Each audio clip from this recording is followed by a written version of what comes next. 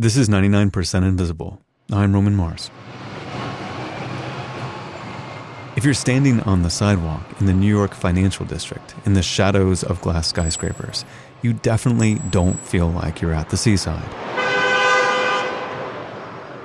But head a few blocks south and suddenly you're at the edge of the continent, looking out at the water. That's producer Emmett Fitzgerald. There are docks and seagulls and ferry boats ready to take you island hopping. Writer Paul Greenberg moved into an apartment down here over a decade ago. And up until that point, like a lot of New Yorkers, I didn't really pay that much attention to the sea. If I wanted to go to the ocean, I would go to Martha's Vineyard or Long Island. But then he started noticing all these maritime buildings, like the old Fulton Fish Market, where fishermen used to sell their catch to restaurants. I suddenly was sort of confronted with the fact that New York, Manhattan, is really a very oceany kind of place. Greenberg actually writes about the ocean for a living. His most recent book is called American Catch, and he started to research the relationship between New York City and the sea.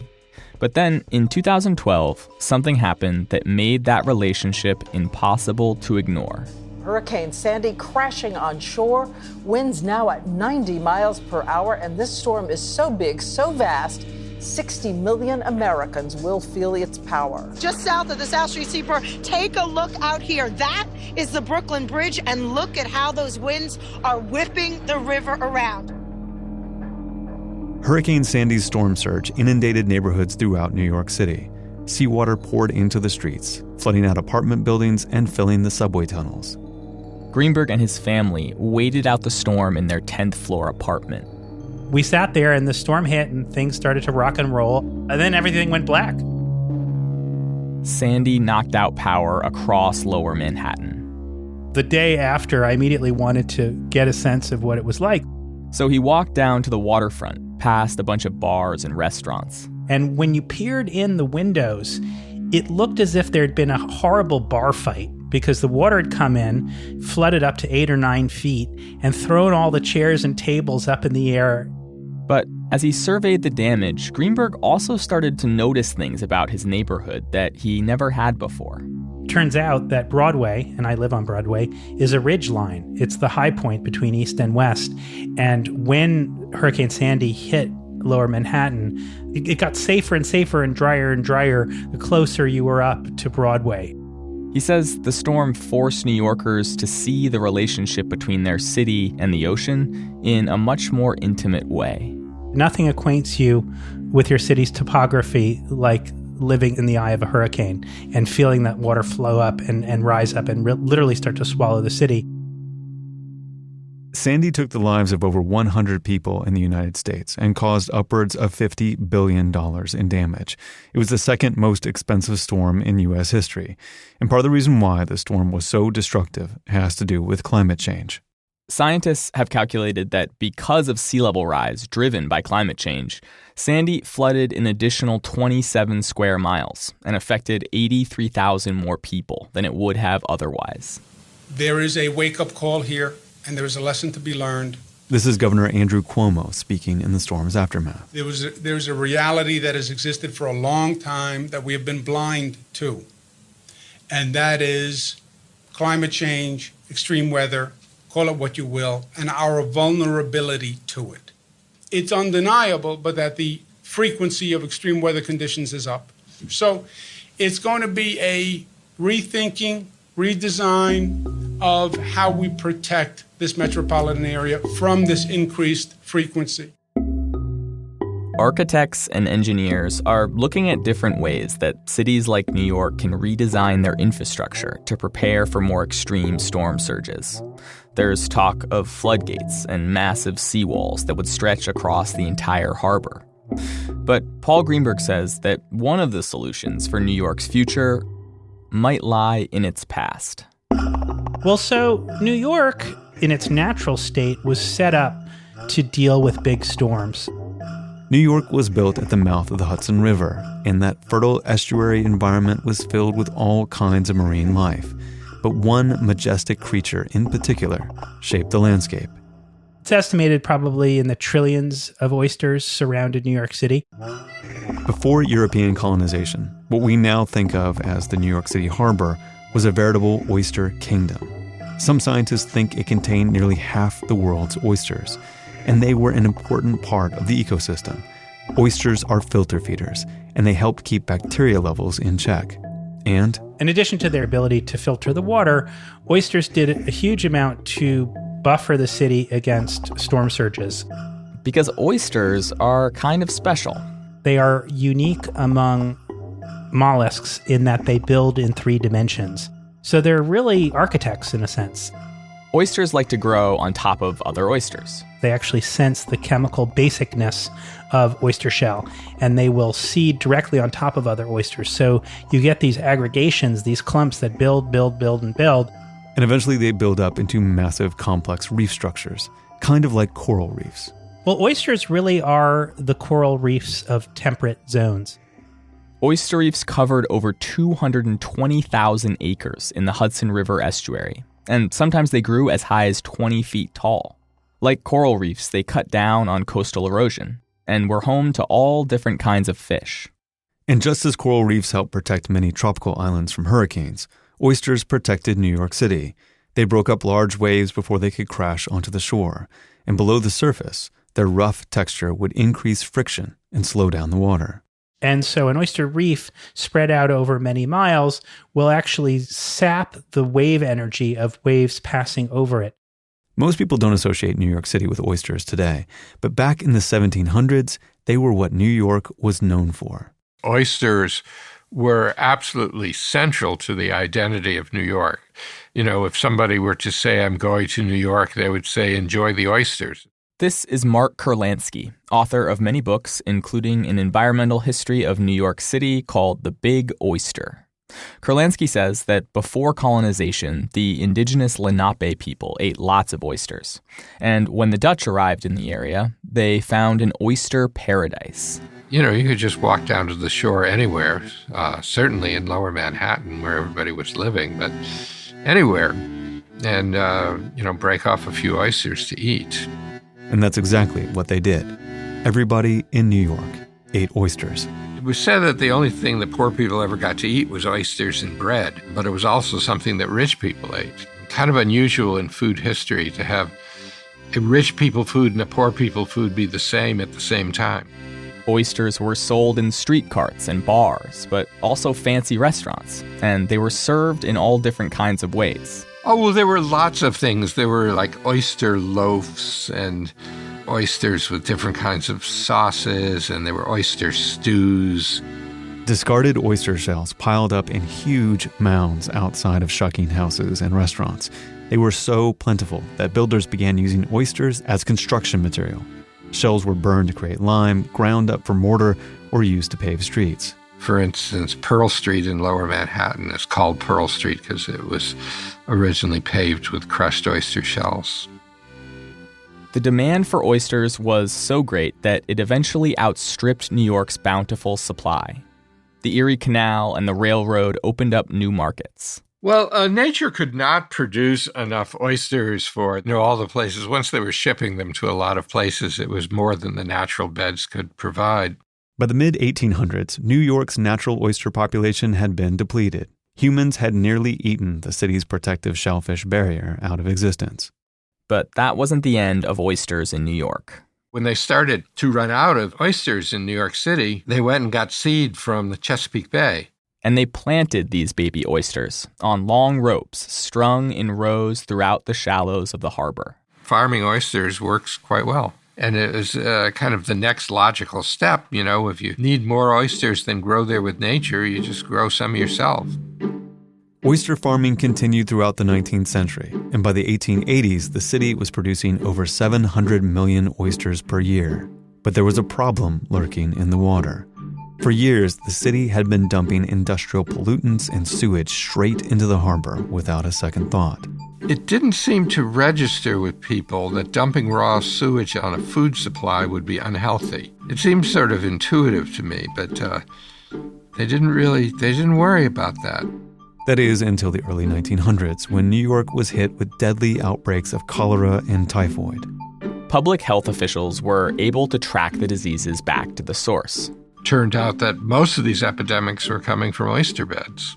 And so, one by one, the city started shutting down the oyster beds. Which was really upsetting for New Yorkers. It was huge front-page news every time they closed an oyster bed. And there'd be all these articles about how we have to do something about this. We're losing our heritage. We're losing our oysters. And we have to stop this. But they somehow didn't get it stopped. New York closed its last remaining oyster bed off the south coast of Staten Island in 1927. Water quality continued to deteriorate until oysters could no longer survive. The water was so acidic it would actually etch through the shells. By the middle of the 20th century, New York's world-famous oysters were all but gone, leaving the sea bottom barren and the city exposed. Pollution continues to be a problem in New York, but in 1972, Congress passed the Clean Water Act, which regulated the waste being dumped into waterways. And little by little, water quality in the harbor has improved. Now oxygen levels are high enough to support shellfish, so theoretically, we could have shellfish again throughout the bay. This is Paul Greenberg again.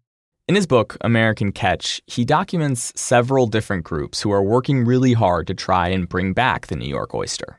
There are a lot of obstacles in their way, including FDA rules, which make it really hard to plant oysters, and the fact that there just isn't enough wild oyster larvae in the water anymore. But one of the biggest challenges is actually an architectural one, because the physical landscape of the harbor has totally changed. We've been dredging the harbor for over 150 years now. It went from an average depth of 20 feet to places where now it's more than 50 feet. And the bottom looks very different. Right now, our harbor has a flat, muddy bottom. But, if we were to look at, say, 1850, 1880, this would have been an extremely kind of rougher three-dimensional mosaic. This is Kate Orff. She's a landscape architect and founder of the firm Scape, based in Manhattan. And she's the author of the new book, Towards an Urban Ecology. She also just became the first landscape architect to win a MacArthur Genius Award. And Orff says that a flat, muddy bottom just does not work well for oysters. There are no places or very few places for oysters to grab onto and to attach. Right now, there are some oyster larvae floating around out there, but they don't really stand a chance. Any oyster that lands on the bottom of the bay's bed will then immediately be covered with silt. So we need to lift those oysters off of the bay floor, and we need to provide substrate for these creatures to attach onto. That challenge gave Orff an idea that spawned one of my favorite portmanteaus, Oyster-tecture. The concept was to build giant nets made of fuzzy marine rope and elevate them off the seafloor. They would then seed the nets with oyster larvae and let the oysters grow from there. So it agglomerates in the sense of becoming a megastructure that scales up out of very small organisms. With a relatively small architectural intervention, you could have a new piece of protective infrastructure, an artificial oyster reef. Which in turn would filter the water, slow the water, and create a safer relationship with that water. Kate Orff debuted her Oyster-tecture proposal in 2010 as part of an exhibit at the Museum of Modern Art called Rising Currents. And it was a speculative project that sparked a ton of conversation, but it was never actually built. But Hurricane Sandy brought new attention to sea level rise and opened new funding avenues for coastal resilience projects. In 2013, the federal government launched its Hurricane Sandy Rebuilding Task Force and staged an architectural competition called Rebuild by Design. Scape, that's Kate Orff's architecture firm, submitted an oyster-centric proposal called Living Breakwaters. The project received $60 million of funding and will be carried out by the governor's Office of Storm Recovery. Now Scape is in the process of designing artificial oyster reef breakwaters off the south coast of Staten Island. Staten Island was particularly hard hit by Hurricane Sandy. This is Gina Worth, another one of the architects from Scape, explaining the choice of location. And the wave action from the surge landed right on Staten Island and really dramatically impacted this landmass. Staten Island was also one of the epicenters of New York's historic oyster economy. So it's not the first time that people have been trying to cultivate and expand oysters within the bay. Hundreds of years ago, they were doing it for food production, and today we're trying to do it for a more robust and resilient shoreline. The design has evolved a lot from the original Oyster-tecture proposal with the marine rope. The plan now is to build a necklace of offshore breakwaters out of large rocks and a special material called eco-concrete, which shellfish like to grow on. They will then seed the breakwaters with oysters, so they grow into reefs. Much like a natural oyster reef, the living breakwaters are designed to slow down the water and break up dangerous waves before they reach the shore. As the oysters grow, they really help add friction to the water column and break waves. The living breakwaters should reduce coastal erosion, build up beaches, and make storms less dangerous. Modeling by scientists at the Stevens Institute has shown that the breakwaters could have reduced the height of waves during Sandy by 3 to 6 feet. But they won't keep floodwater out of Staten Island altogether, and they're not meant to. Breakwaters let the water through. We can reduce the wave action, we can reduce the intensity and the velocity of that water, but we live in a coastal edge. And Worth wants to design a way to make that coastal edge safer and healthier, both for humans and for marine life. In addition to reducing waves and filtering the water, the living breakwaters will provide some of the habitat that oyster reefs once did. Staten Island's historic oyster reefs were filled with all these nooks and crannies where juvenile fish like to hide. With the help of marine biologists, the architects designed pockets within the breakwater structure. They call them reef streets. So within the reef streets, juvenile fish are able to come into these kind of underwater canyons and feed in the street and shelter and hide from predators in the structure. Worth says that as a landscape architect, your clients are usually people. But we're also trying to think about who are our underwater clients, who are the fish species that might use this system. Like if you were a fish swimming in the water, what would look like a safe place? It's like a totally different mentality to have when designing than what a person looks for. Construction hasn't begun yet on the physical structure of the breakwater, but some of the oysters are already growing. A lot of nice oysters growing over here. This is Asia Salgado, a recent graduate of the New York Harbor School on Governor's Island. All these guys right here. The Harbor School runs a program called the Billion Oyster Project, which aims to restore oysters throughout the harbor, and in the process teach young New Yorkers all about the marine ecosystem. Asia is standing next to a tank filled with white shells soaking in harbor water. They're actually leftover shells from restaurants. So we'll go around and we'll collect shell from different restaurants around the city. And on the surface of every shell, there are little oysters growing. You see all these big brown dots over here? Those are all oysters. They look like little blobs of brown jelly. But if you get really close, you can see the beginnings of an oyster. You can kind of tell on this one has like stripes on it. That's how you know that's like its own shell slowly growing. Once it gets bigger, obviously it'll look like one of these shells, but it's getting there slowly. The Billion Oyster Project is an official partner on the living breakwaters, meaning that millions of little brown balls of goo grown by young New Yorkers like Asia will soon be protecting Staten Island. The Governor's Office of Storm Recovery is scheduled to begin construction of the living breakwaters in 2018. The Billion Oyster Project will work with local high schools on Staten Island to monitor oyster growth over time. A healthy reef can grow very quickly, so we're very optimistic that by, say, 2025, we would have a pretty robust reef system going. Kate Orff says that even if they're successful, they aren't going to return the coastal environment to the way it was before. No architect can do that. They're creating something totally new, part ecosystem, part infrastructure. And Orff hopes that they inspire other living infrastructure projects, but she doesn't think that oysters are going to save New York from climate change. There isn't any one solution to a problem so immense and complex. Researchers at the organization Climate Central recently ranked New York as the most vulnerable city in the United States to sea level rise, with over 426,000 people living in zones that could face serious flooding by 2050. When you start projecting out further than 2050, the scale of the problem becomes hard to fathom. I mean, it's really hard, frankly, to be optimistic. We're on track for pretty rapid sea level rise. And, can we kind of come together and proactively see this as an urban design opportunity and not a force that just displaces thousands of people with less economic means and who are less fortunate? I don't know. I think it's going to be a real challenge. ORF sees the Living Breakwaters project as a step toward a healthier relationship between the city and the sea. But to protect New York and other coastal cities in the long term, there are going to be a lot of other interventions that will need to be considered. Ending new development on coasts, lifting existing buildings up, and eventually, in some places, retreating literally from flood-prone areas. And can we have those hard conversations? I certainly hope so. I hope so too, because New York is a city by the ocean, and the water is only getting higher.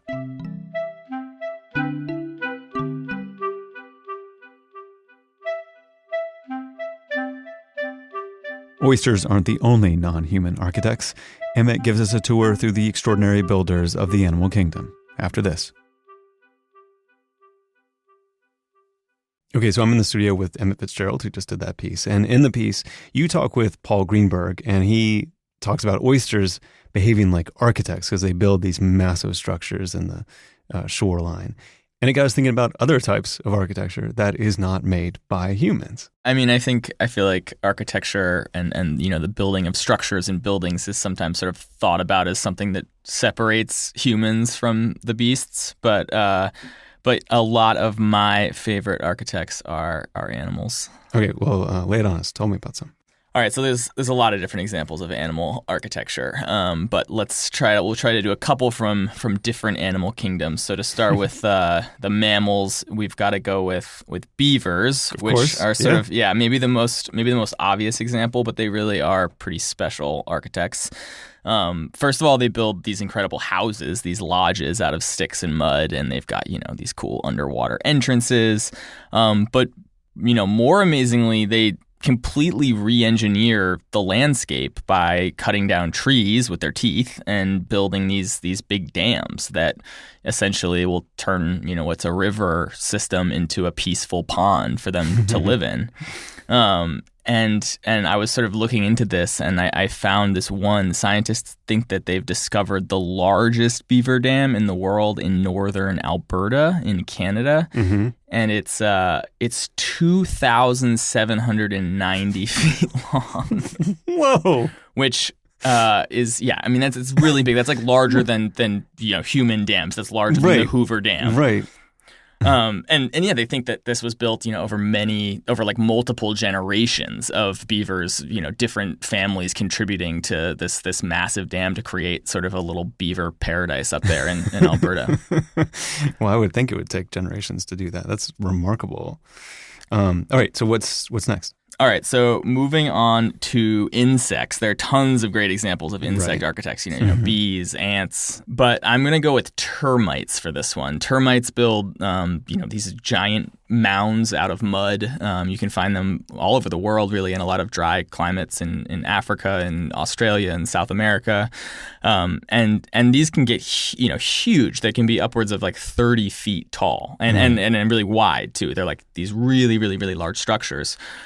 And if you think about that relative to the size of a termite's body, it's like even more impressive. I mean, a 30-foot tall structure for a termite, that's if you sort of scaled that up to our size, it would be something like close to a mile high. Wow! So they really are building, incredible buildings. Skyscrapers, yeah. But my favorite thing about termite mounds really, though, is that they exist really to provide ventilation to the termite colony. So the colony exists even underground and spreads out beneath, over a greater distance than just the termite mound.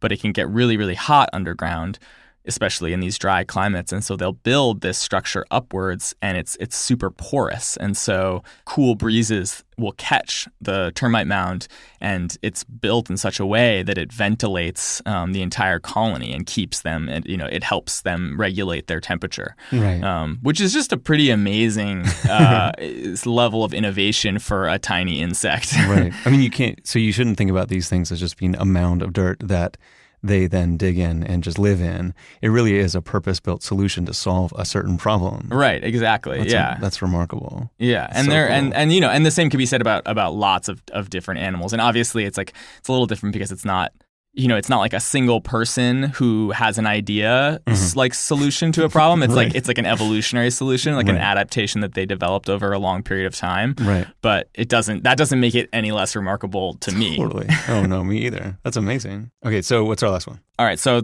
our last one is my personal favorite, really just for like the artistry of it. But there's this bird that lives in the forests of New Guinea called the Vogelkop bowerbird. There's a few different bowerbirds, but the Vogelkop is my personal favorite.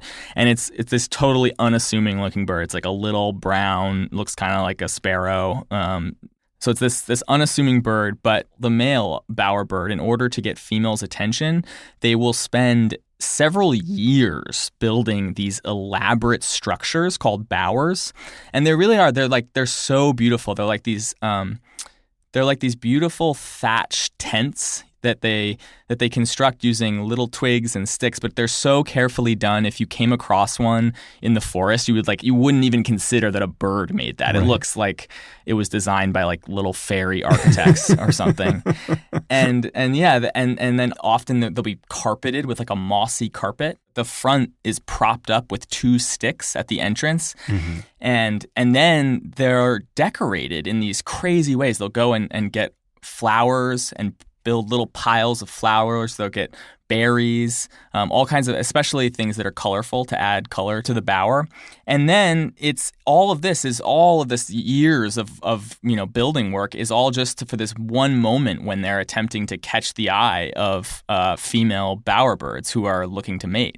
And so the female will come in, and there might be like more than one of these bowers in a given part of the forest, and she'll like decide who her favorite architect is and mate with that bowerbird. All right. Well, thanks for giving us a guide to animal architects. Yeah, my pleasure.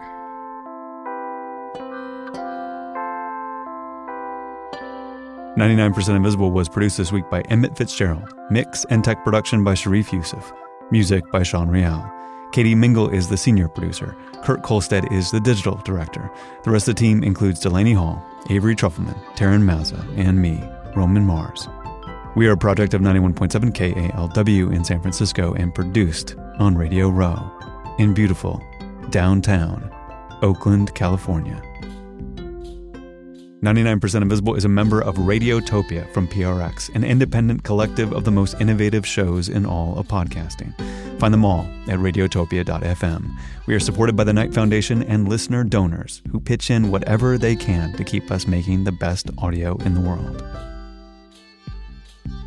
You can find the show and join discussions about the show on Facebook. You can tweet at me at Roman Mars and the show at 99pi.org. We're on Instagram, Tumblr, and Reddit too. But if you're thinking, I need some more 99pi in my life, we have all the old episodes available and new articles about design every couple of days on our beautiful website. It's 99pi.org.